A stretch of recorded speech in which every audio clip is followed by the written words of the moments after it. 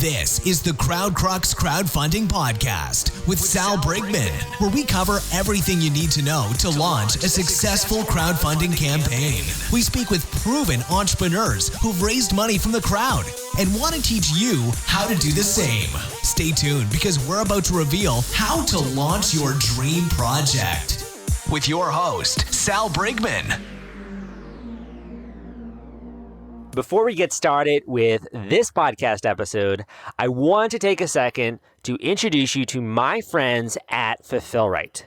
If you need help shipping out your Kickstarter or Indiegogo perks or rewards, Fulfillrite is the absolute best company for you. I've been working with them for a while and I can vouch for their services. They make it dead simple and take all of the headache out of shipping out all of those boxes, all of those orders to your backers and your customers. If you want to check them out, go to fulfillrite.com at fulfillrite.com.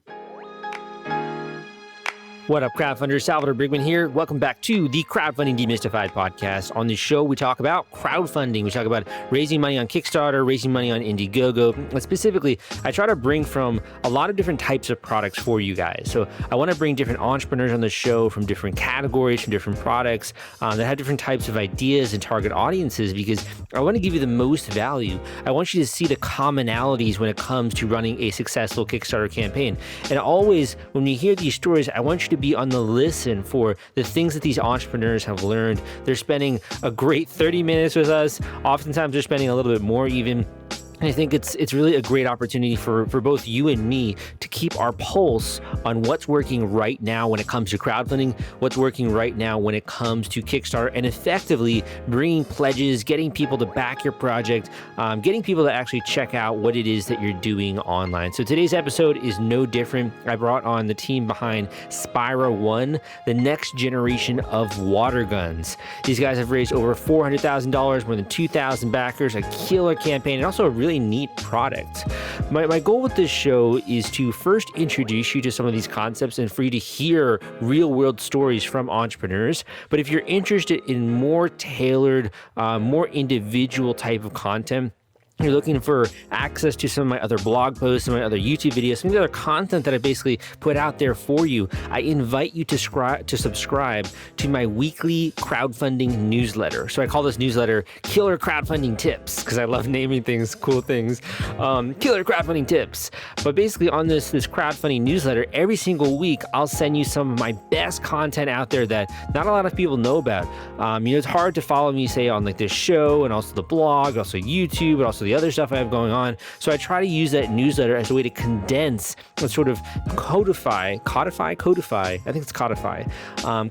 some of these different strategies and things that I'm witnessing going on within the Kickstarter ecosystem.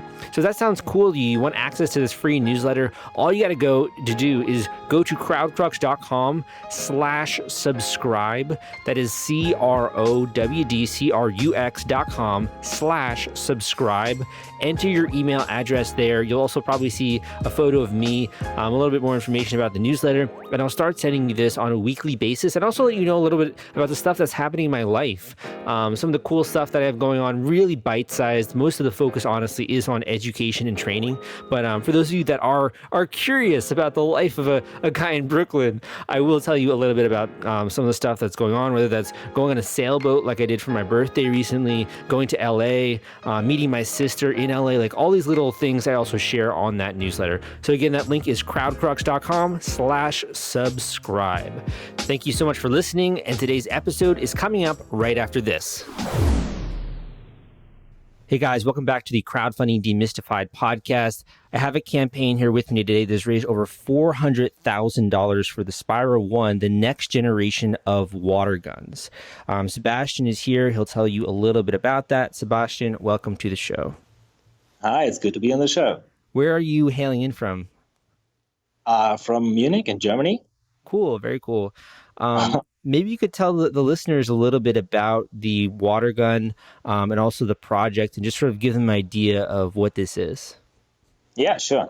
So we're building the world's best water gun, is what we say. And Well, basically, what we do, we build a high-tech water gun that is able to shoot precise bullets of water. And water guns have been around for like 20, 25, 30 years. And, the most common brand is Super Soaker. And we decided that it was time to make, the water gun for the future, if you will. And because of that feature, you can shoot very precisely and very far. And that makes for a new kind of game with water guns. And it almost makes me think of like the kind of gun like a stormtrooper would have. It's like this bolt of water that's being shot out. It's kind of cool. Yeah, it looks a lot like that. I think there will be a Star Wars mods soon after our release. Yeah, that's really cool. It's also something where, as like a little kid, that's one of my fondest memories, is just playing with my friends, good times in the summer. It's summer right now. I can totally see a lot of listeners being interested in this. Can you tell us a little bit about what makes this different from some of the other stuff that's out there? Well, you mean in regards to water guns, or? Yes. Well, I mean, water guns have been around for a long time and they haven't really changed. That was basically how we got started. We looked at water guns today, and most people in their late 20s, early 30s have, as you say, fond memories of water wars in their backyards. And we see that they haven't really changed.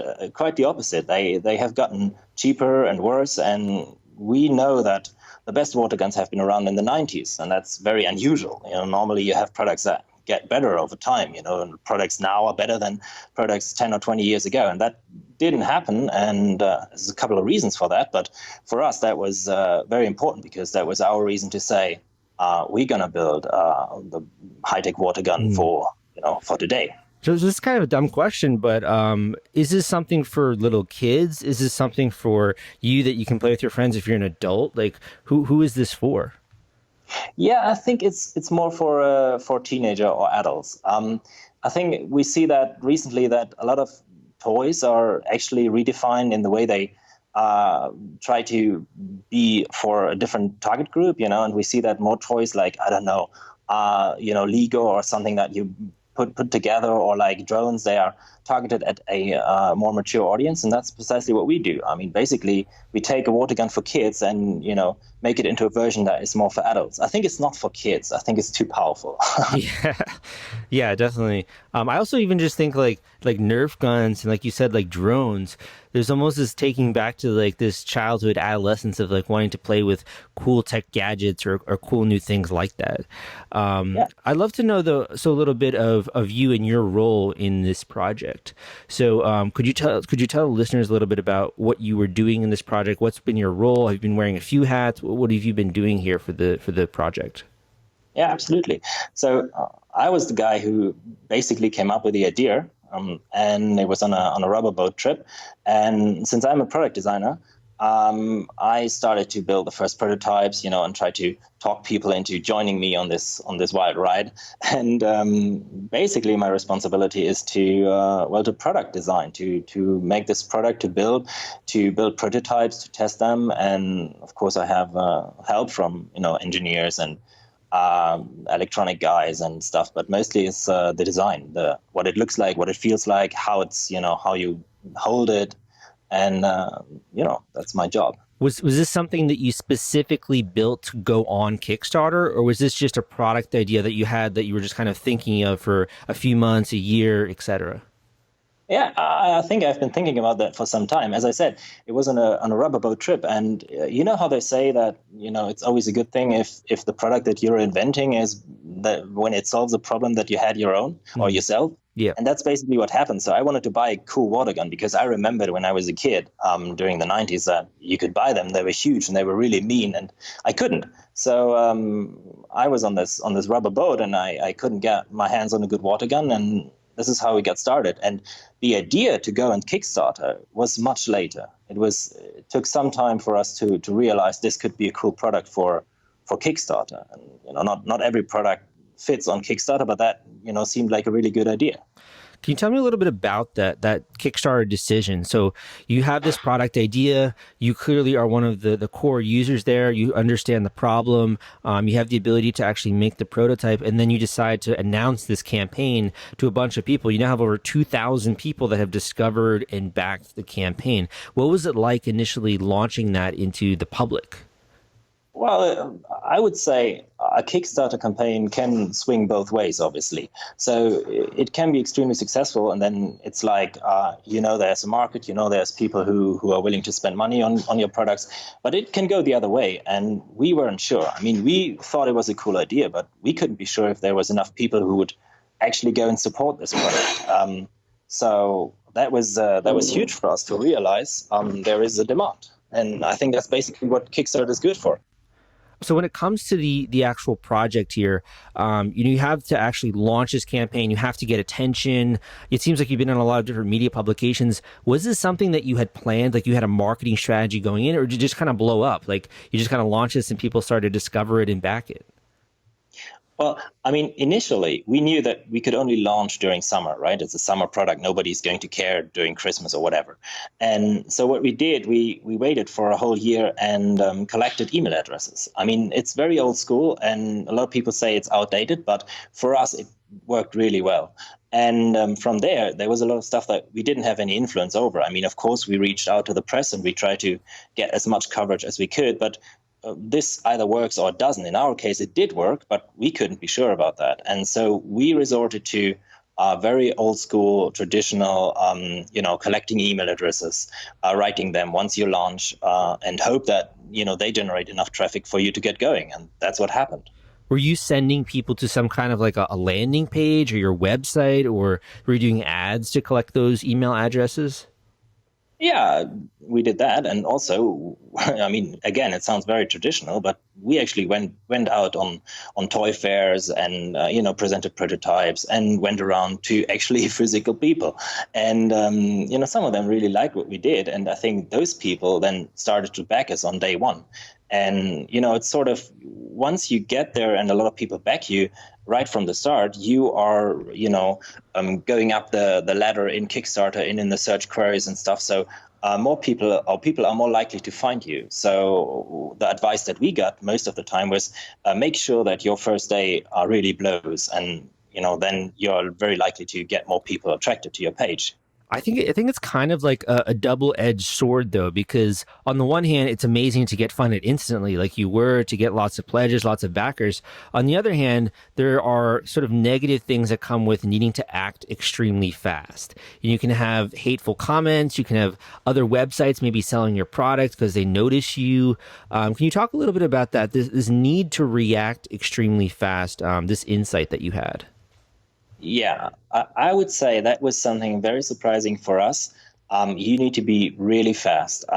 People will, once you have some success, people will copy you. We had stores that were seemingly selling our product, and they had like 1-day delivery, and we knew that we hadn't even produced it yet. So there was definitely a scam. Yeah, it was amazing. And what I found baffling was how fast that happened. Like I expected that, maybe some, I don't know, Chinese website would offer whatever after a couple of weeks, but it was really like after a week. After a week, there was a lot of hate building up. There was, our fans and people who didn't like a product, arguing, and I don't know, it was a very bad mood. And that was stuff I didn't expect. I didn't expect to be, that it would be so wild, that, emotions would be so tense over a water gun. That's something I just didn't expect, but it happened. And what you need to do, you need to diffuse those situations really, really fast.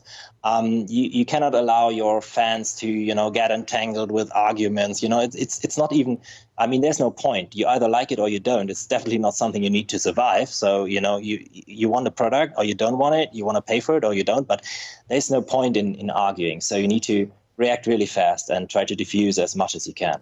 So what would you say is the best way to actually diffuse it? So the first being not to be emotional in any kind of your discussions. I imagine just having a positive attitude. Or are there any other ways that you think that people can diffuse some of these things when someone literally takes your product and is like ripping it off? Like what do you do in that case?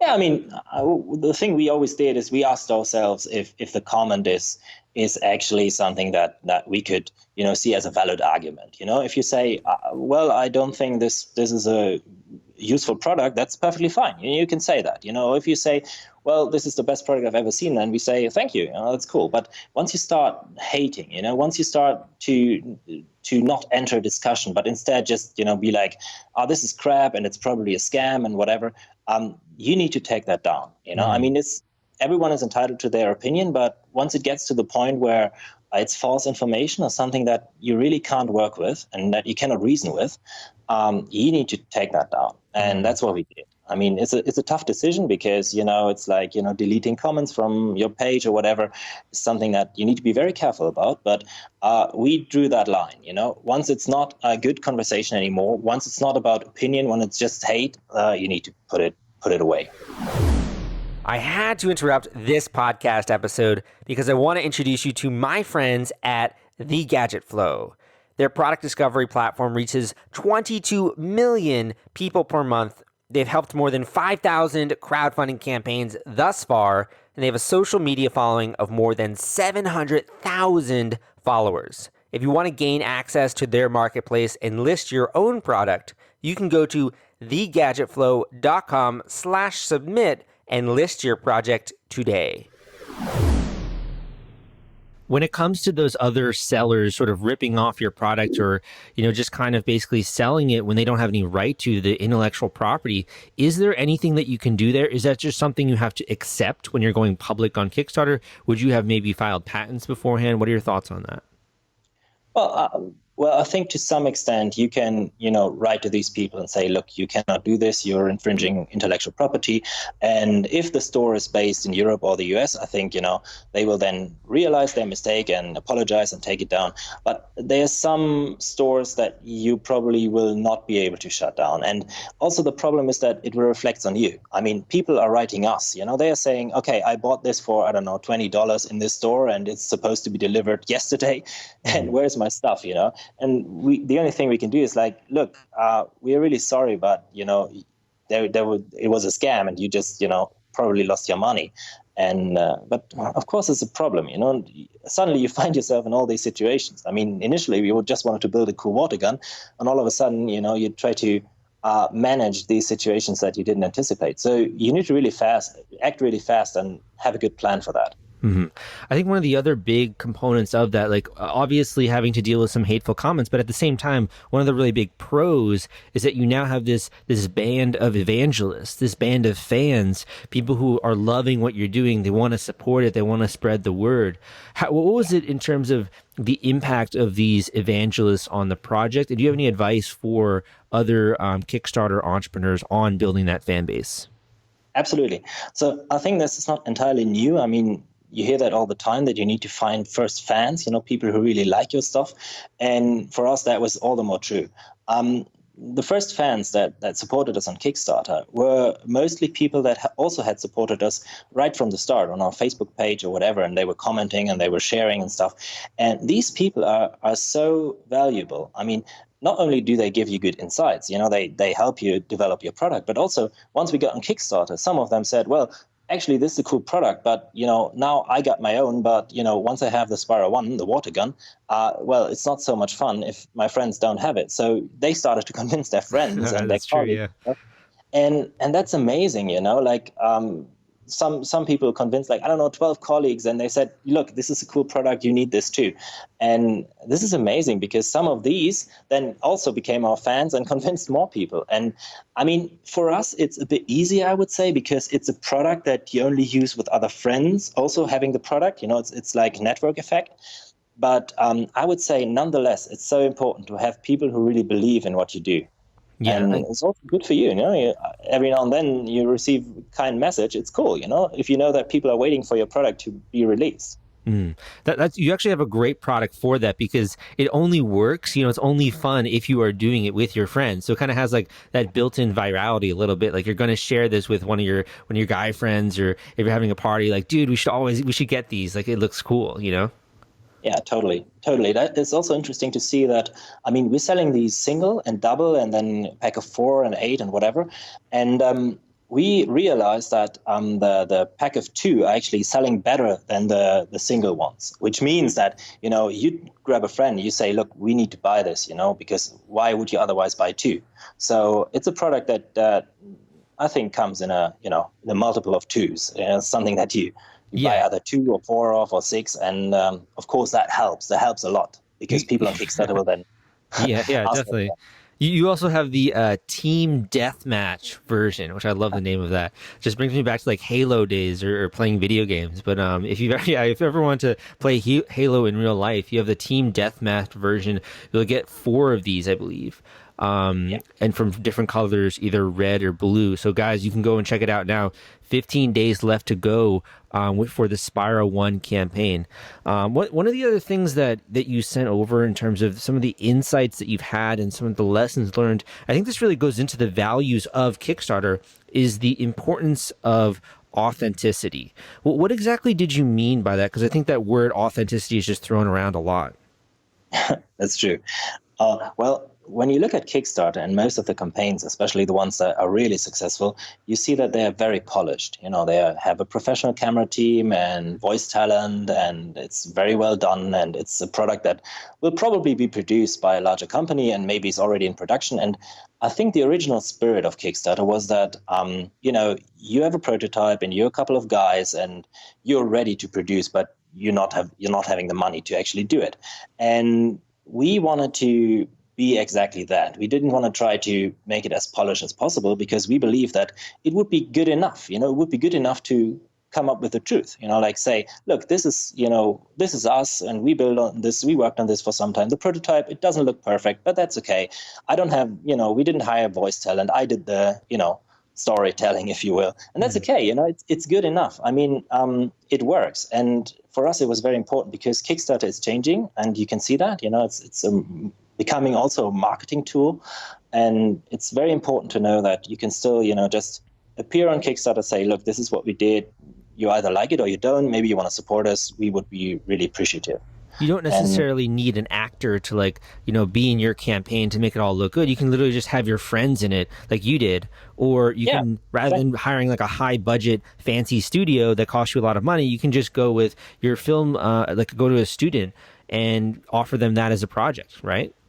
Exactly. So what we did. I mean, in the end, if you hire, a lot of marketing agencies and film crew and whatever, I mean, the backers are going to pay for that as well, and they probably want to pay for the product rather. So what we did, we hired a student team of filming students, and they did the filming, and they did a good job. It's maybe not as professional as a professional film crew would have done, but it's perfectly fine. And I think a lot of backers out there appreciate that. And maybe they like it even better because you can see that it's a bit rough, it's a bit edgy. It's not completely polished. I think it's still the initial spirit of Kickstarter that lives on.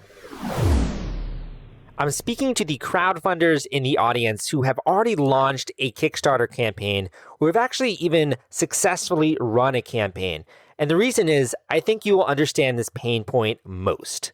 And that is, when you finally do raise money on Kickstarter or Indiegogo, the hardest part is not collecting the cash. The hardest part is shipping out all of those perks and rewards to your backers. It is a nightmare, my friends. It's a lot of spreadsheets, it's a lot of headache, and it's a lot of stress. That's why I recommend BackerKit. If you have not heard of BackerKit, they help you collect surveys, they help you collect data, and the entire fulfillment process is just so much easier and so many less spreadsheets when you use their software. You can check them out at backerkit.com and use CrowdCrux for a special discount. Well, Kickstarter, I think it originally, we originally started in the United States and started to become this crowdfunding phenomenon. And slowly, it sort of permeated out into other countries. And you have other countries now, entrepreneurs that are raising money every single day. And you're in Germany. Did you think that there were any unique challenges being an international entrepreneur, or was it pretty much the same, you think, as if you were in the United States? Well, I would say there's a huge difference. The United States started with this, and they're still very strong in crowdfunding. And we in Europe, we are a bit slow and trying to catch up. But it's still the case that, especially in Germany, it's a lot harder, I would say. I mean, a lot of people in Germany don't even have credit cards, something that we never employed. Really? Yeah, I know it sounds unbelievable, but it's true. A lot of people, I mean, we use, bank cards and stuff, but we don't have credit. Not all of us. I mean, the younger generation maybe does. And it's not very widely used, as surprising as that might sound. And that means that, Kickstarter can be really hard for a lot of people. I mean, we had people asking, like, I would really want to back this product, but I don't know how this Kickstarter works. Please explain to me. And, I think you wouldn't hear that in the US very often. So I would say, in the US, it's probably easier to do crowdfunding. It's more established, it's more known. And then, the UK, Germany, France, they might be, okay as well. But when it comes to, other European countries, I think it's a lot harder. I mean, it's just not very well established. Well, I mean, you do have a lot of backers aside from the U.S., from Germany, from Netherlands, UK, Canada. So I guess there is a need also still to educate about what crowdfunding is, how you can back a project, what that means, et cetera. Is that right? Yeah, totally. I think, it's slowly spreading. And a couple of years ago, I think it would have been a lot harder. But but you can tell, like you said, from the Netherlands, we have a lot of backers. That's true, because the Dutch, they are really fast when it comes to new technology, 3D printing and stuff. They were really fast, and they also adopted to this a lot faster than, some of the other countries. But still, in Europe, we have a lot to learn and a lot to catch up. Well said. Well, thank you for coming on the show, sharing some great tips, some great advice for other people that are out there. One of the questions that I had for you here was, we talk a lot about like how much money you raise, and it's really impressive. Over 2,000 backers, more than 400,000 raised, still 15 days to go. What's been the most rewarding part of the campaign? Like, what have you personally enjoyed most about being on Kickstarter, or just with the product, the journey in general? Well, I would say, the backers that supported us, they are totally valuable and super cool, and they supported us not only with the pledges but also with the comments. But what for me was, the turning point was that the time when, after the first or second day, we received a lot of press coverage, and that was like, okay, so this is something that you can write about, and I didn't know that before. We were building Watergun, we weren't sure, and that was probably the most rewarding moment when I saw, okay, it's actually, newsworthy.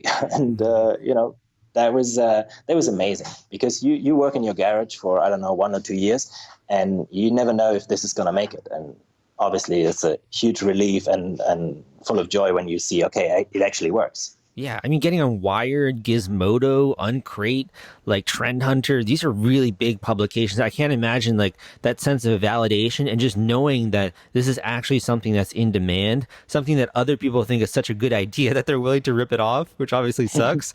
But it does, I think, say something about the merits of that opportunity that you spotted. Yeah, totally. Well, thanks for coming on the show. I look forward to, following and watching your progress for the next 15 days. Where can people go to learn more about your campaign? Well, obviously, the ideal way is to go in Kickstarter. Just type Spyra and, find our project, find our campaign site, and, see if you like it. Okay, and that's Spyra One, exactly. Spyra One. That's ours. Thanks for coming on the show. Look forward to seeing your progress, and we'll have to have you back. Cool. Thanks for having me. Thank you for listening to this episode of the Crowdfunding Demystified podcast. Again, my name is Salvador Briggman. Thank you for joining me here on today's episode, spending a little bit of time here with me, and also being a fly on the wall and learning a little bit that went into this actual campaign, some of the lessons that were learned while raising money on Kickstarter and with crowdfunding. So other stuff that if you are interested in learning more about crowdfunding, you're right now thinking about maybe launching a project or you have one in the works. In addition to this podcast, I also do a YouTube channel by the same name. On the YouTube channel, I basically share tips and advice I also do a blog, which I've been writing since 2012. As a fun fact, I've actually written more than 800 blog posts on that individual blog, which I know is a little bit mind-boggling. It's a lot of writing. I actually love to write, but on that blog, I'll share content pretty regularly. Like I'm talking like 3 articles every single week. In addition, I have books that are out there. I've written 6 books on the topic of crowdfunding on various subtopics like real estate crowdfunding, nonprofit crowdfunding personal expenses, and of course, the Kickstarter launch formula, which might be of the most interest to you. So there's a lot of great content out there, but I think a lot of people have trouble with so much stuff, so much education. How do you actually distill that into actionable things that you should be focused on going into your upcoming campaign and going into your launch? And so basically with this newsletter that I put together, the weekly crowdfunding tips newsletter, I send to you bite-sized bullet points, nuggets, things that you should be aware of going into the next week. New content that I have coming out, new announcements, new stuff that's going on. If I'm doing like a web class or something like that, I will let that newsletter know. So if you're interested in staying up to date with all that kind of stuff and also getting access to some of this other content, you can go to this link, crowdcrux.com/subscribe. That link is crowdcrux.com/subscribe. All you got to do is enter your email address. I'll start sending you weekly newsletters. And again, that link is crowdcrux.com/subscribe. Thank you for spending a bit of time here with me today, and I will see you next time.